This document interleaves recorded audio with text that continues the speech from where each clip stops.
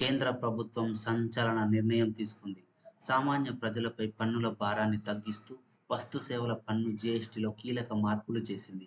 12-28% పన్ను స్లాబులను తీసేసి 5-18% స్లాబులను మాత్రమే ఉంచింది. అయితే కొత్తగా 40% పన్ను స్లాబ్‌ను తీసుకొచ్చింది.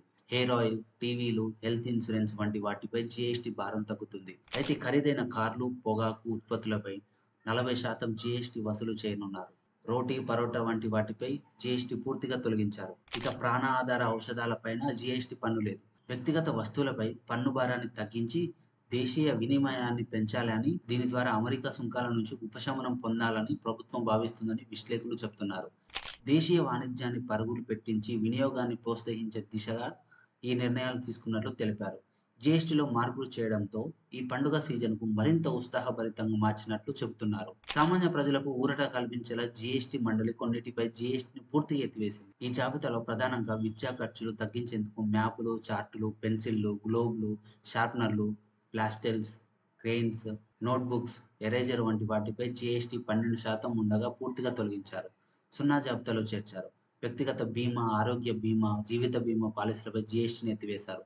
18% ఉండగా దానిని 0కి తీసుకొచ్చారు. చాలా రకాల ఉత్పత్తులను 5% జీఎస్టీలోకి తీసుకొచ్చి భారీ ఉపశమనం కలిగించారు.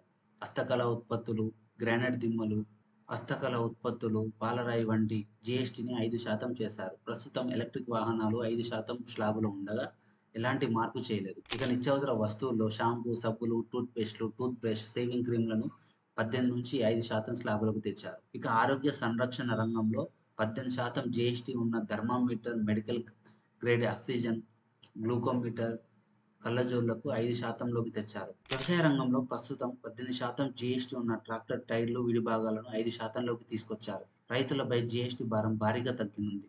చాలా ఉత్పత్తులపై ఇప్పుడు 5% జీఎస్టీ ఉంటుంది. ఈ నెల 22వ తేదీ నుంచి కొత్త రేట్లు అమలులోకి రానున్నాయి.